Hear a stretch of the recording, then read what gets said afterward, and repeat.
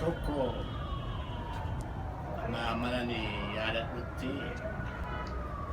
jal'oodhatti fakkaata waan amma yaadadhutti masaaf mootummaatis kadhameera. Dabballeen mootummaan sanaa akka hin taanetti yaaddoftee waan gootu wallaaltee waan barbadda sinii goona garuu Hacaaluun nurratti sirbisiisinaan kanaan jira. Iddoo sinii kenninaa maal taanaa walgahii gootu maal gootu garuu Hacaaluu nurratti sirbisiisinaa jira. Sirbicha Hacaaluu beeku. Kan nu nyaatu keessa jiraatu. Isa dhaga'uun barbaanne masaafuma koo keessattuu kadhameera.